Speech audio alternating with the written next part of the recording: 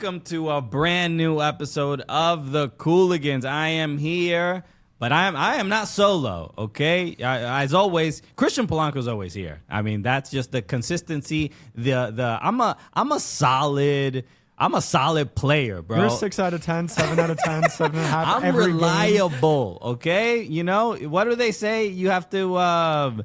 You don't make it if you're not playing. I don't know. You're not healthy. You're not playing. That was the worst of times. It's something. There's some sort of sports analogy that fits with exactly what I'm talking about right now. That would inspire you if I could remember what it was. but unlike Alexis is always injured. He's always out of the game. Okay. The best availability. No, the best ability is availability. There we go.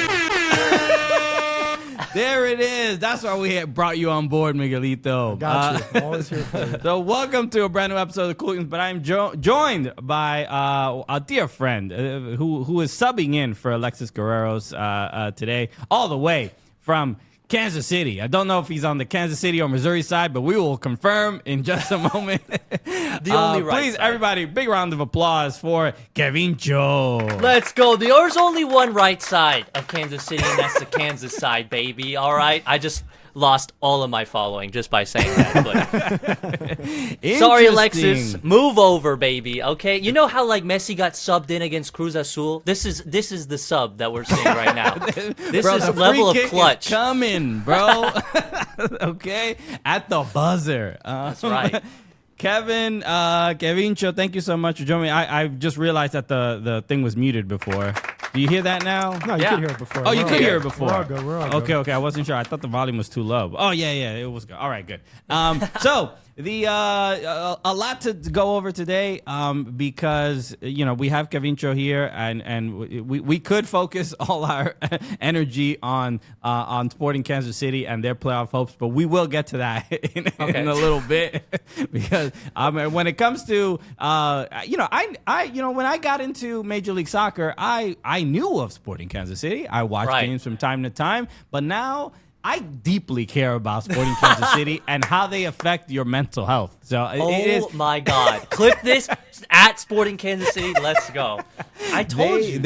You've done an incredible job. I don't know if that's quite what a club wants to hear. I'm not sure if they're not really growing the fan base, but I will take it. Thank you, Christian. I always tell people, I'm like, KEVINCHO, he yelled his way into my heart. Okay, it's quite impressive. Wow. But because Kevin, you've been on the show before, but and we all know you as the Sporting Kansas City guy, but also the Messi guy. And Lionel Messi is now officially out of playoff contention in Major League Soccer. And I haven't gotten a chance to talk to you about it, but let's just start with the fact that. I should be, because I'm talking about Messi, please be on the lookout later on in this show because Messi in America, the new documentary that's available on Apple TV Plus, I interviewed the executive producer of the documentary, Scott Boggins. We're going to be, you'll be hearing from him in just a little bit. So I just want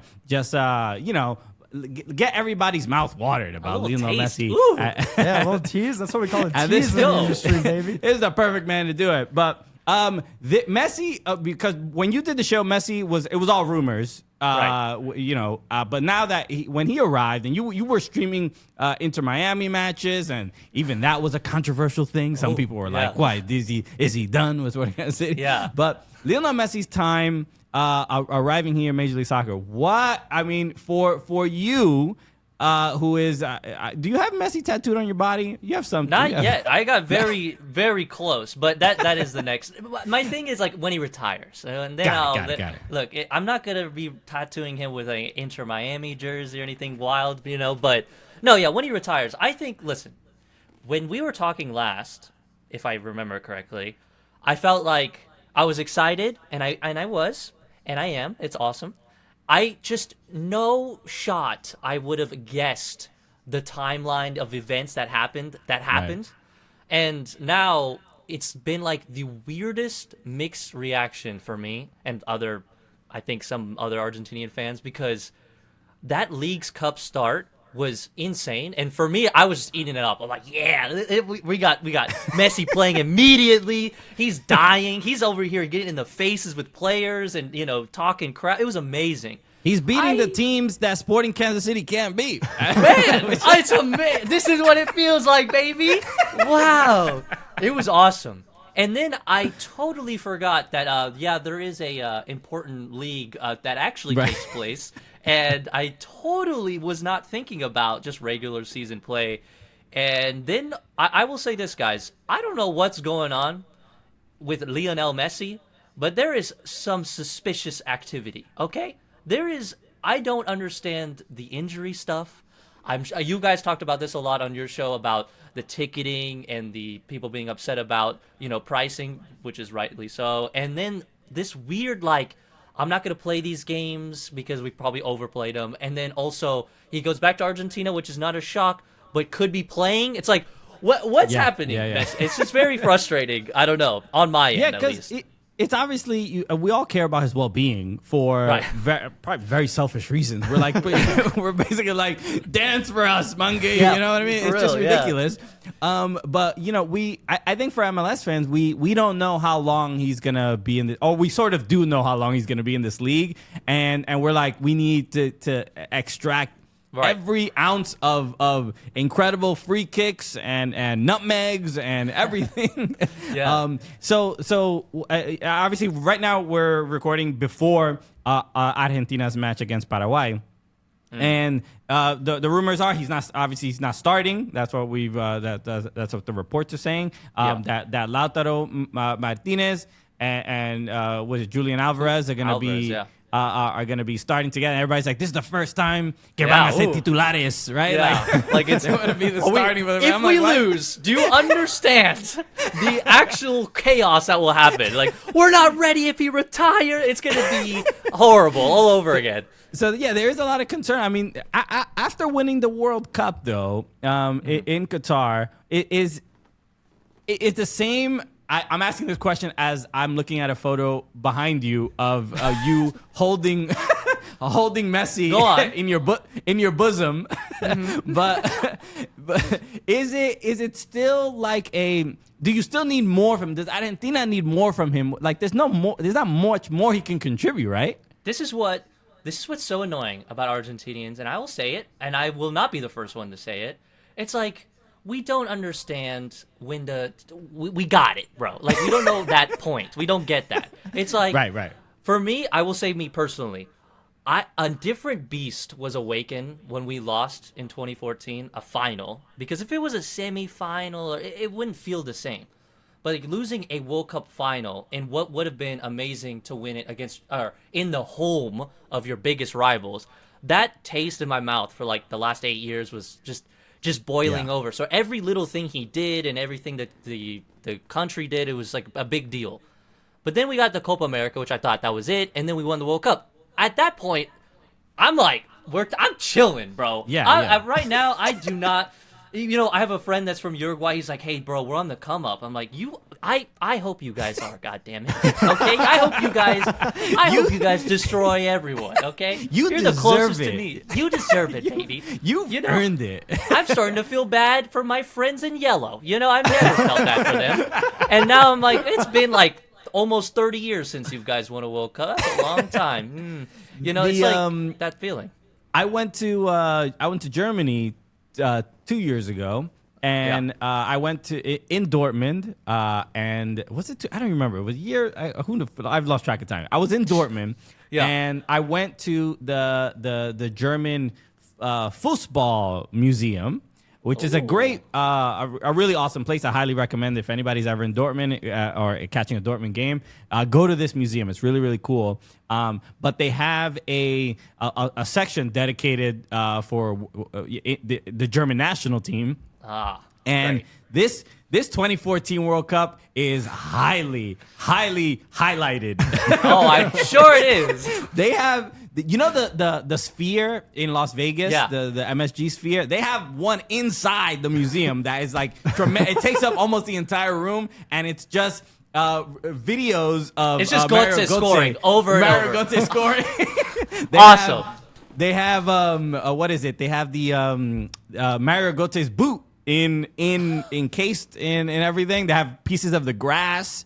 So it's just like, yeah, you get to see Messi heartbroken over and over on this giant globe. I can't wait to visit. It's just like probably. So if you're Argentinian, highly recommend you go you go check it out. So look, this now that we kind of have to wrap our heads around the fact that Messi's not going to be in the playoffs. Are the playoffs affected that negatively? I don't know. I think for us, look, we're MLS diehards. We're still going to watch regardless. But is it any? Is it a disappointment? Is that big of a disappointment that Messi's not going to be in the playoffs? And is that going to affect the MLS playoffs in some way? Yeah, I wish we went back to the mentality that we had, or at least I had a little. Right when he announced like he's coming, and it was all this big hype.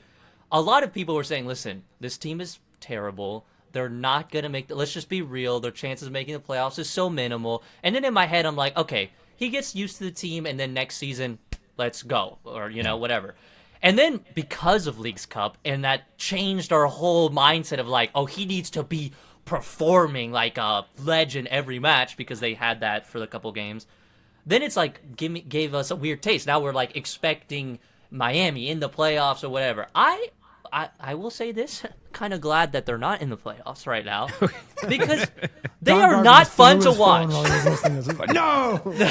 I mean, I know unwatchable teams, okay? And that's not maybe that is I'm not going to say anything, okay? But I know bad.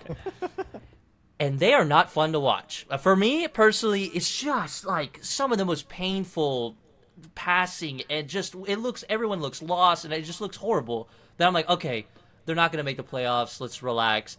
Let's have this final season of like pure chaos, no Messi drama. I want to see the real drama. I want to see Lucho and I want to see, Gazdag. I want to see these guys. At least ignore the noise. We have to for the people that are maybe new to MLS or not as invested as we are. Like I've experienced incredible heartbreak, watching NYCFC get a red card in against Columbus Crew, and I'm just like, and it's those things where a lot, and I like you always talk about this and your passion about River Plate, and the following MLS as long as I have, now I get to have those days, those scars, those like.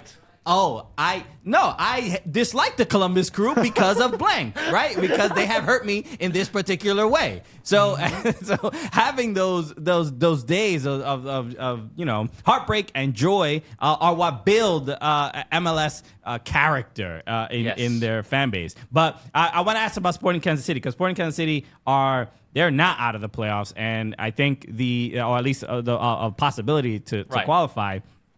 It's been a wild season for them, and you watch them up much more up close than I think a lot of people do. So I want to give them a little bit of shine to some degree.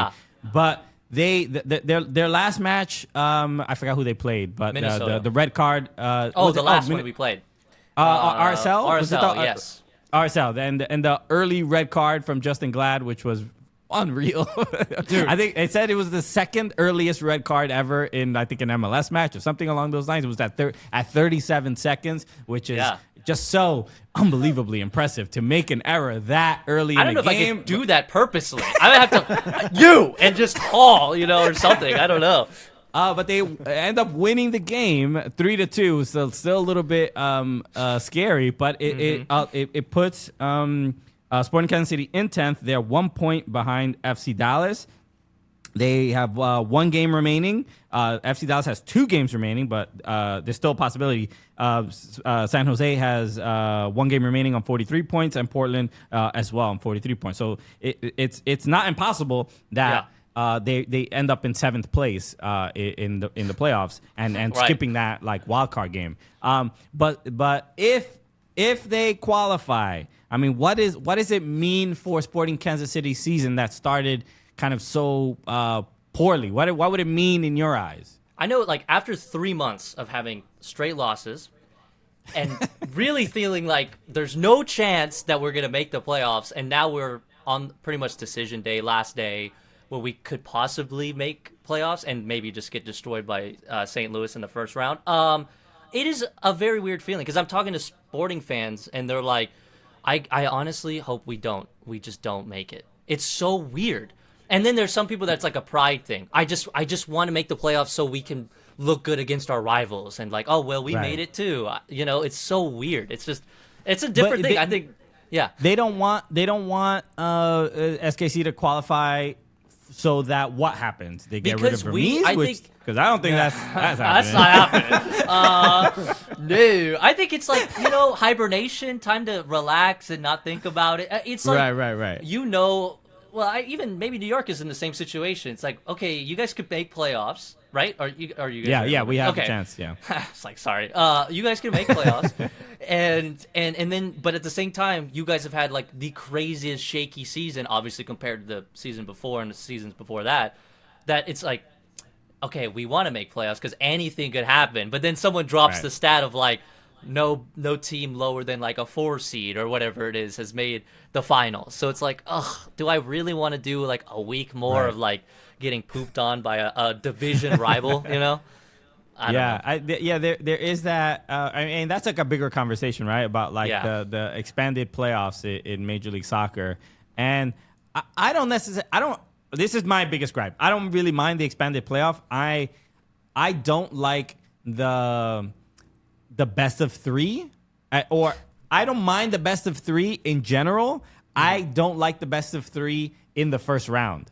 Yes. We're going to be watching the best of 3 of the worst of Cincinnati against the worst team, and whatever, St. Louis possibly against the worst team. Maybe maybe it's Sporting Kansas City, who knows, but Yo, but you chill, know what I mean? bro. Because it could be NYCFC in the Eastern Conference as well. But why do we have 3 of those? Why we could potentially have 3 of, and then maybe you have like the underdog of like, oh, how did Cincinnati lose to NYCFC, or how did he even get to this third game? The Cinderella dream is what people are kind of interested in. But you would imagine that it's gonna be 2 wins for that first place team, and the thought is that it's gonna be the least entertaining of all the playoff rounds. So that's like my biggest issue. Not that, I mean, put all 30 teams in the playoffs, bro. Like, but it's just do Champions League, everyone, baby. Okay, just up is down, down is up. But we're not the only ones with this problem, because like the Dodgers won 100 games straight and then just lost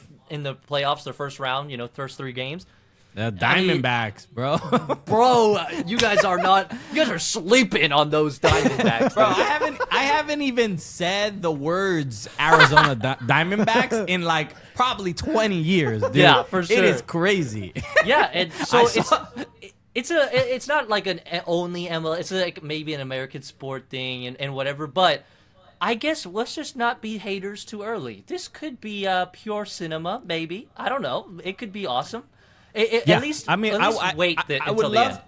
I would love to be proven wrong. I mean, I was a fan of the single game elimination. I was also a fan of the 2 legs playoff series. Those were also really fun, and they add the element of goal differential and everything, and it was exciting. So prove me wrong, but if these first rounds are just like a nightmare, and where it's like 3-0, 4-0 victories in both matches, I'm like, all right, Tim Cook, we tried it. Yeah, we need to move on. we gave it a shot, but this ain't it. Totally agree. So it's as always. Look, I'm honored always to bring you on the show, because it allows for us to get ready for the playoffs, and this fall is going to be quite exciting, because the MLS playoffs are coming very, very soon, and it's the best time to chill, KEVINCHO. Okay, baby. It allows me it's coming. to have you on the show and also use this button. Oh my fucking god! Hell yeah, let's go. Okay. What? I don't even have to tell you to say it. I just have No, the it's right button there. right there. Because we can chill watching MLS playoff. We can scream while watching MLS Cup playoffs while holding an ice cold Coors Light, bro. That is always the move. All right. So Coors Light is it's Coors Light is cold lagered. I gotta let KEVINCHO know because he may not know. Coors Light I don't know. is cold lagered, I'm cold learning. filtered, and cold packaged. It's literally made to chill. And that's the cool thing is the mountains turn blue when it's cold enough to drink. And you live near Colorado. It's so right there, bro. Do you see these mountains from where you are? Let me see. Oh, bro, like they're Sa- hella chill, dude. They're so chill. Are you like- How blue are those mountains? Are Right you now? like That's Sarah why I got- Palin that can see Russia from her house? You know, anytime I step outside, I don't care if it's 6 a.m. right now, guys. I see those mountains, I get thirsty. I really do. So Coors Light is the one we choose when we need to unwind. So when you want to hit reset, reach for the beer that's made to chill. Get Coors Light delivered straight to your door with Drizzly or Instacart by going to CoorsLight.com/Cooligans. Celebrate responsibly. Coors Brewing Company, Golden, Colorado. Let's go. All right. Another reminder, be on the lookout. We're going to be talking to Scott Boggins in just a little bit, executive producer of Messi Meets America on Apple TV Plus. We had an awesome conversation about, that young upstart, Lionel Messi. Yeah, I think he has, That new up-and-comer, baby.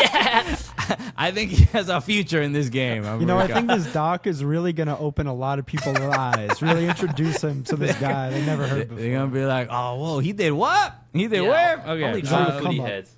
We were talking about MLS playoffs and upcoming decision day in about 2 weeks. But I want to talk about NWSL decision day because that is going to be this weekend. And you are also a streamer that live streams NWSL matches, and you follow the Kansas City Current, who are going to be getting. When's the stadium getting built? Next Soon, right? season is all for us, baby. New Yeah, season, dude. new stadium. It's gonna be great. I know it's really Yeah. really exciting. I believe is it the first soccer specific stadium for a women's team in like That's history right. or something along those lines, right? It's Period. Yeah, it's very unbelievable. monumental. I can't wait to go check it out someday. So I want to talk about the NWSL standings because. We were talking about this a little bit off air before we started recording. But NWSL this season has been really impressive in that there's no team that has less than 20 points this season. So we haven't had like an objectively just like really, really Horrible. bad team week Right. in, week out. It's been very, very competitive.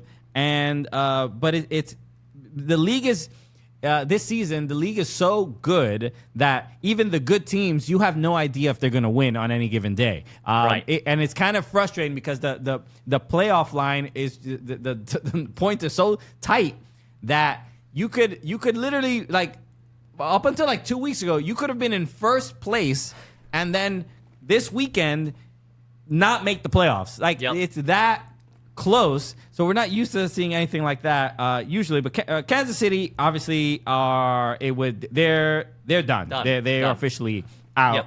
Yep. But you've actually watched and streamed a lot of the matches. Mm-hmm. I'm paying attention a lot to Gotham FC. They have their final match of the season. They're on 30 points and can finish as high as third. They lost recently to Portland Thorns, and it's one of those things where you watch some of these teams and you're just like, bro, you just need one win, Yeah. right? Just one, and they can't secure some level of comfortability. In just so getting you're starting to understand how that feels, Christian, because I don't think just one little, just one win. little- It just for our sanity, we just need one win. But Yeah. but what has this season been like watching the Current for you and watching NWSL and the fact that it's so tight at the end of the season? What are your general thoughts leading into this decision day? Well, I mean, with the Current, I think I screwed myself right at the beginning because we were getting all these players, Dabinia announcement, then these like quality Right. college draftees coming in, and I have to find the clip, but I swear to you, I was like, This could potentially be like PSG when they got Kylian and Messi and all the. I swear to you, We got the Galacticos. Galacticos, baby. We're about to kill these teams, dude. All we needed was one Brazilian. We got one, but then we got two later on. You know, it was like, wow, we're gonna kill everyone. But okay, fine. It didn't. It crashed and burned pretty quick. We also had a coaching change in the middle, like every other team. World Cup, all this stuff was going on, and it was very messy. So I'm not disappointed only because I'll tell you guys this, and I will talk final decision day. But a lot of people ask me like, how are you not this upset with the current as you are with Sporting? Like, why aren't you putting them on the same? Oh, don't worry, I am. One club has an incentive to get the best players they can get, remove coaches that are not working out or whatever they need to do to better themselves, for the future. Yeah. And another club is signing people for 5-6 years, people that have been here for many, many, many years. And it starts to feel like it's getting old and annoying and repetitive. At least next season, if they just look like the same terrible team, sure, the temperature will rise, the pastiness will go towards red. But right now, I'm chilling. What is amazing about deadline day, kind of deadline day, is decision day. Decision day is you guys have a gap. Oh my God, we have multiple teams that could just basically go. You have that feeling where they could just talk to each other and go, hey, if we tied today, we're both kind of cool, right? We're good. Like we don't have to try too hard. Little collusion never hurt nobody. You know what I mean? and that's the weird thing because it's so close that if you go too hard, like we need to win so we know we're safe. Yeah. You leave gaps. You could have some crazy last minute game winner, just shocking results. Or if you play it too safe, you could have the same thing. It is the best thing about everything going down to a final day. We love it in every league in the world, and NWSL will not disappoint, I don't think. Yeah, I mean, and then also all the matches are going to be happening October 15th at 5 p.m. Eastern time, right? Is that correct? Yeah, all at the same time, yep. Yeah. So this is going to be pretty intense. I'm going to the Gotham game. Gotham are going to be playing Kansas City. Yep. Speaking I of. know, I was waiting. It's like, so should we do something funny or just chill? What are we gonna do? Don't have too much fun out there, Kansas City. It's Ali Krieger's last regular season game potentially. Potentially, but it's gonna be genuinely like really exciting. I recommend everybody tune in. There is there's just something to I don't know, just the incredible. This is what I was going to ask you. People asking you like, why don't you go as hard? And this is a thing Alexis and I talk about all the time. That there maybe it's a double standard. It is what it is. I think we're getting to a point where the vitriol, the criticism, even maybe the negativity about women's sports and their sporting only, not the fact that it's women playing sports. You know what I mean? Right. It's we're getting to the point where men can also make genuine criticisms of women playing a sport, and people are like, okay, he's criticizing them how they're playing, right? But he don't hate women. Okay, that is a very fine line. Let me tell you, fine line. You can't be lumped in because there's a lot of dudes out here that are making it look bad, making us look bad because we're just trying to say like, yo, it's a bad first touch, and there's and then some other dude's like, yeah, it's a bad first touch because women shouldn't be, and we're like, no, delete. That's not who we are. So that's the thing. Is like. You know what? I watch your live streams of Kansas City Current, and realistically, if you lost your mind like you do with Sporting Kansas City, that's kind of the risk you take. That some people are going to be like, oh, he's another toxic, whatever. Here's a trick. Here's a trick. This is the easy trick. Okay. If you celebrate just as much as you go absolutely ham, right. that's the only thing you got to do, baby. If I'm over here like, we're winning it all, baby. Just like, let's go. And then, like 10 minutes later, I'm like, that's the worst pass I've ever seen in my life. That we're good, baby. I haven't gotten thank the Lord, I haven't gotten that mix up yet. It's interesting because there was a coach, I forgot who it was, but there was a coach in Europe that coached in NWSL. Which I just can't remember his name, but I sort of remember the quotes. And he was talking about NWSL in a very like it's so like physical and like almost like implying that there's no technical ability. Like it's just a bunch of kind of athletes out there, and it's physical and the fouling is hard and stuff like that. And it makes me think about even though the Women's World Cup where like. Yeah, the U.S., I mean, not to say that we don't have technical. I still think we have the best players in the world. Like from like we may not have the best team right now, but as far as like individual players, there's few on the Spanish national team that I would pick over an American player, and that's even some of the Ballon d'Or winners, and maybe that's a controversial take or whatever. But that's smoke. But that's just how I feel. Yeah. But. I think in the women's game, we're kind of getting to the point where American soccer can deal with some of the criticism that the U.S. men get of like technical ability and they shouldn't be playing multiple sports when they're at the youth level and blah blah blah. But I think it's kind of a good sign that we can hear that about the women's game as well, where the standard is being raised to such a high level where, we're going to need to have an American, Dabinia that can really shine with the ball. Maybe that's Trinity Rodman now, but maybe we just need like more of those.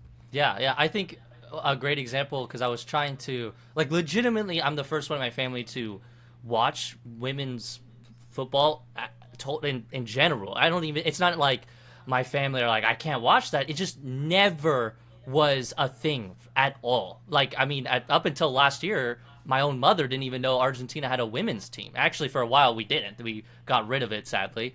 But I can see the differences where, like, on the Argentinian side, there's not a lot of that care and that anger or positivity either way, and they're just kind of, like, there.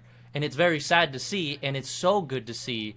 It's an awkward thing to say, but, like, you definitely need some of those people to go out and say, hey, she didn't play well this game. This is why. Has nothing to do, with this person's sex or what they identify as or anything. It just has to do with their playing ability. And I think, especially because they didn't do as well as, we all wanted in the World Cup, that now everyone's like, hey, we're the best, baby. Let's act like the best. We should be playing. These countries are passing us. Let's get back. So I think it's transitioning into our league. So now our league, obviously we have some of those players on these teams, and now these fans of these players are all like, hey, this person needs to play this way or that way or whatever. It's awesome. Yeah. And before, you guys have done this way before me, but like, I'm sure there's been years of like no real, like some people like on Reddit, I see people going, how can I find a podcast that talks in depth about, women's soccer? Like, you guys are up there. There's a very few amount of people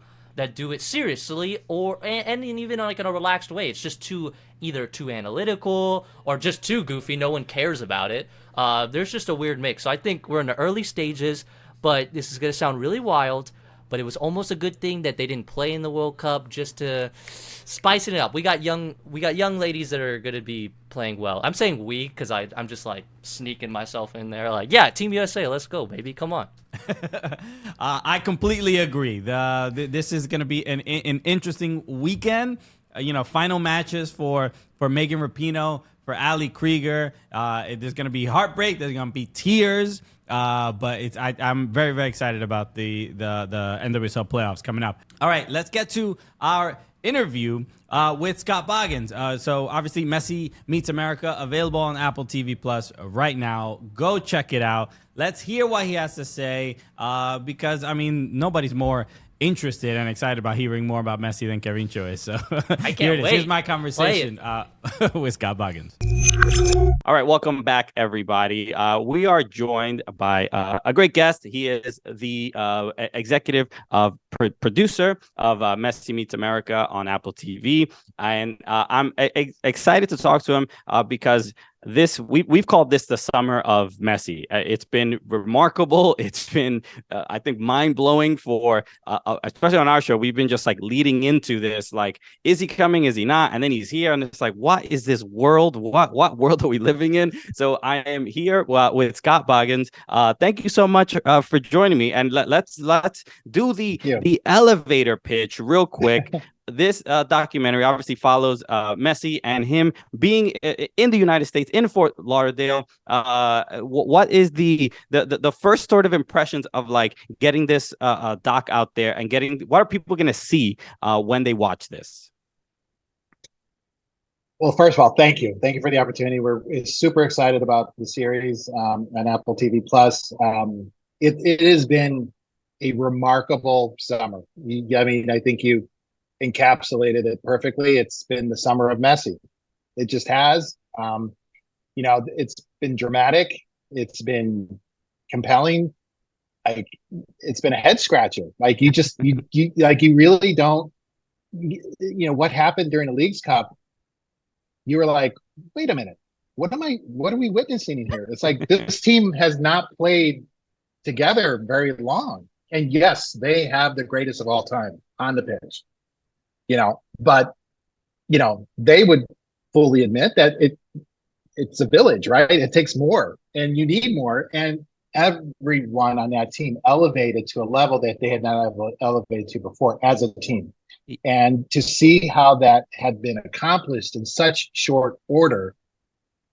And, I'm with a documentary unit, and we're behind the scenes, and we're just thrilled beyond belief. It's like we're documenting history. It's gold. Like I mean, it's like you've never seen this before.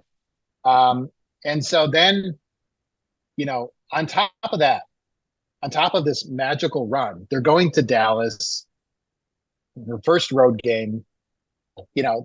Frisco, Texas had never seen anything quite like this. They sell out in literally 8 minutes. Okay. It's a packed stadium. It's hot. It's like well over 100 degrees. I've been to Frisco. Yeah. It's the hottest I personally have been in, weather I've been in. And so we're interviewing the mayor of Frisco, and he's just like, and he's, we don't, he puts it in terms that, is relatable to everyday people, that they are really excited to participate and to be a part of history. And right. So that to me has been sort of the most remarkable aspect of this whole thing.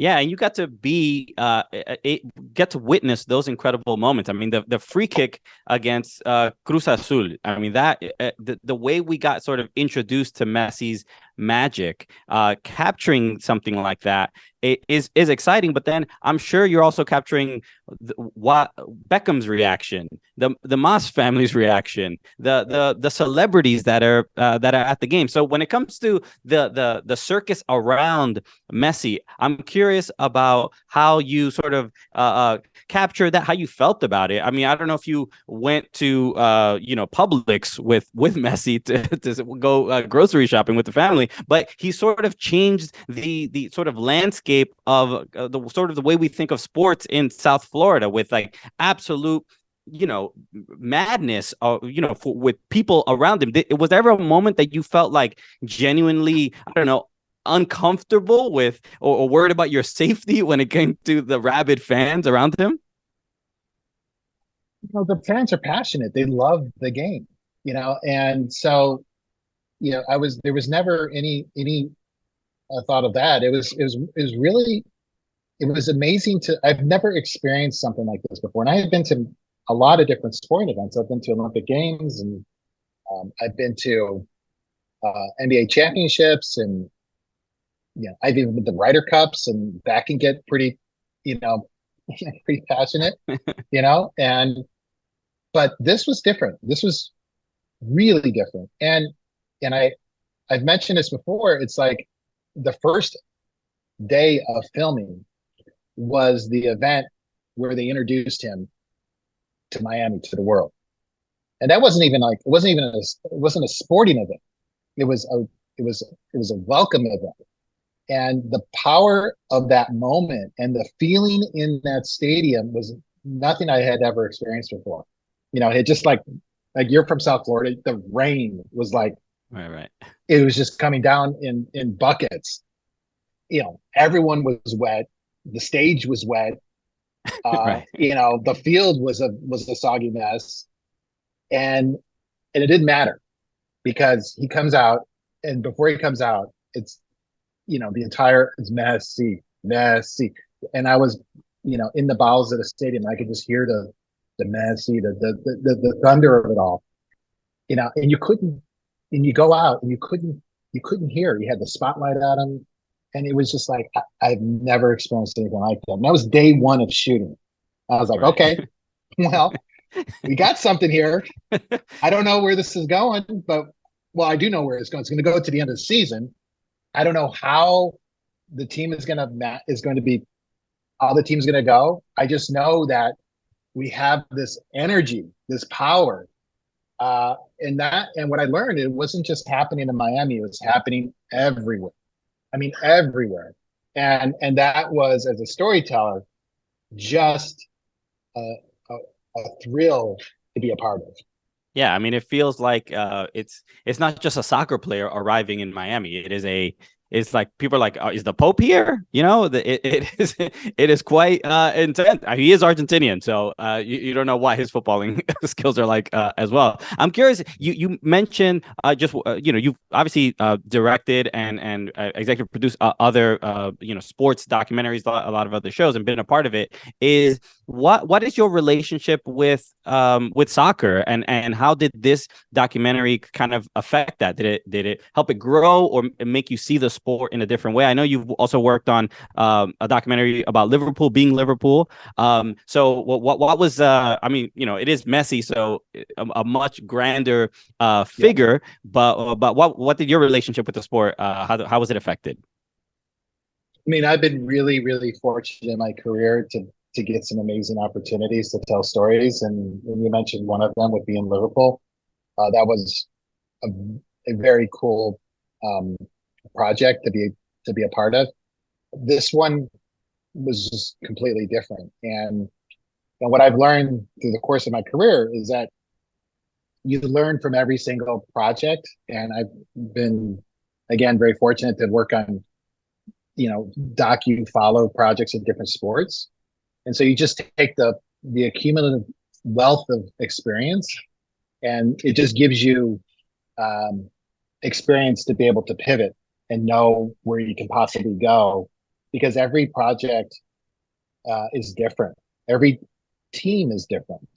And in this particular case, this player is magical. And, Right. I mean, he's the best ever. And so this project was incredibly unique, and I could not be more honored to have been able to be a part of it. I mean, the team that I work with, and we're turning this show around as a quick turnaround. And Apple TV Plus has given us that opportunity. There's really good documentaries that chart a season, but then air like 6 months later. Right. This is not one of them. We are documenting the moment and showing people on Apple TV Plus right now what's happening right now. And I think that's really unique, and I think that's really powerful because it gives people real insight and understanding of a story that they're reading about. It really was the summer of Messi. And so to have a 6-part series then give you a whole lot more of that summer of Messi, I'm just super proud and super excited that we have gotten that opportunity to do that. No, well, I'm excited to relive it because it was great in real time, and it'd be really cool to see what happened behind the scenes. Speaking of this is my last question. It's interesting that Messi ended up at Inter Miami, especially with one of the owners being David Beckham, and a lot of things we hear about. I've met David Beckham, and one of the things that's very surprising is this person who is one of the most famous people that the world has sort of ever seen is incredibly normal and humble, and we hear a lot of the same comments about Messi. Is there anything you learned about the parallels between these two people and getting to talk to them so much? It's a great question. So you're going to see later in the series really relatable moments, priceless moments in Leo's life. We've heard that he is humble. We've heard that he's a great family man, a great dad. We have gotten the opportunity to capture that, and he's been incredibly gracious with his time. Inter Miami has been incredibly cooperative. MLS have been wonderful partners. Everyone sees a real opportunity here to not only showcase the next chapter of a very storied career, but its impact on this country. And those opportunities don't come along every day. And to have those partnerships and this opportunity that Apple TV Plus has provided, as a person who produces documentaries, it's all you can hope for. Right. Yeah, no, it's exciting. I'm just a huge advocate of just the growth of American soccer. And I think this documentary is going to be a big part of that growth. We don't know how long exactly Messi is going to be in Major League Soccer, so we have to capitalize as much as possible. So this is awesome. The documentary is available now on Apple TV Plus. So please go check it out. Messi Meets America. This has been awesome. Thank you so much for taking the time, Scott. Really appreciate it. Thank you. Thank you for your time. Shout out to Scott Boggins coming through on the Cooligans, talking Lionel Messi, talking Beckham and everything. But the documentary is great, and it is a very interesting. We get to see sort of obviously the big moments as Messi's been here, playing for Inter Miami. But there's also a lot of really, really cool kind of behind the scenes stuff from Whitty. Whitty's in the Chris Whittingham. Bro, Alexis is in it. What do we Alexis is in the damn documentary. But we get to hear from Benjamin Kremaski. We get to hear from DeAndre Yedlin of like all these guys and what it's like to play with Messi. It's like a really, really cool behind the scenes look at all that stuff. So a lot of fun. So go check it out. KEVINCHO. Before we go, I just want to quickly mention the MLS End of Year Awards are coming up. I'm a voter. Yes. We've learned that you are not a voter, but No. this show's here to petition. Listen, Go! KEVINCHO. Yes, please. KEVINCHO should be a voter in the MLS End of Year Awards because the requirement is someone who covers the league and is kind of obnoxious, engaged, obnoxious. Nobody covers the league louder than KEVINCHO. So seriously, MLS. Everybody turns me down. They're like, it's a Kevin MLS, video. you know what to do. So real quick, I sent you. Maybe you can help me. Yeah. On maybe just the first a couple MVP. I mean, Lucho, for me. Lucho feels like the correct Argentinian number 10, even though Messi is on the ballot. We can't vote for Does it feel weird to not vote for Messi when he is on any ballot? Okay. No, it's actually more weird to not. I mean, it's more weird to say he's like could be MVP for playing like 20 minutes. No. Bro, Coach of the Year. This one, I want. This is impossible because I really want to say what's his name in St. Louis? What's his name? Carnell, Bradley Carnell. I feel that's just I don't know. This is a newcomer me feeling. I What's feel more like I have to impressive? give it to him. It's like because I think I've seen the votes from some of the other people, and it's either Bradley Carnell or Pat Noonan from FC Cincinnati. For FC Cincinnati to win the Supporter Shield wooden spoon to Supporter Shield is pretty wild. Yes, it's a huge turnaround. So what's almost like more impressive? An expansion team finishing first in the Western Conference, or a historically bad MLS team winning the Supporter Shield? It's a tough choice. There's no wrong decision, but it feels I'm always generally more comfortable giving that award to whoever wins the Supporter Shield, whatever coach wins the Supporter Shield. But I can see Carnell getting it there. What's the comeback player of the year? So this is an interesting one because I've seen a lot of votes for Alan Pulido. Yeah. How do you feel? I actually would say because the stigma around him is like he can't play a full season. He's always injured. And this season he don't know. He hasn't been out really. He bounced back, scored a lot of goals. At one point he was like in the race for, that golden boot. So I'm all for Alan for sure. Biased. Okay. All right. Thank you for helping me with my selections. Hopefully next year you are making your own and I can help you with those. And then I'll say I knew a guy. I love that. Kevin, can you let people know where to follow you and where to keep up with you? Sure. I think everything should be KEVINCHO, so Kevin _TV. If not, it's KEVINCHO Reacts. They're everywhere. I don't know, Instagram, TikTok, Twitter, wherever, until everything dies off. I'm there. Go subscribe to his YouTube channel, especially if you want to watch live streams and watch-alongs of matches. One of the most entertaining people in the American soccer space. Huge fans. Go check him out. KEVINCHO, thank you so much for joining me. Shout out again to Scott Boggins for coming through as well. Shout out Apple TV. Messi Meets America. Go check that out. Thank you, everybody, for tuning in. Make sure you follow us at Soccer Cooligans on all the social handles. Shout out to everybody watching on DraftKings Network, Roku TV, Samsung, wherever you damn watch this thing. And make sure you join the Patreon, patreon.com/soccercooligans. All right, everybody. Peace. Thank you, KEVINCHO. Ciao. Thank you, guys. Bye. I need that button, man. No better way to end the show. Take care, buddy. Thank you.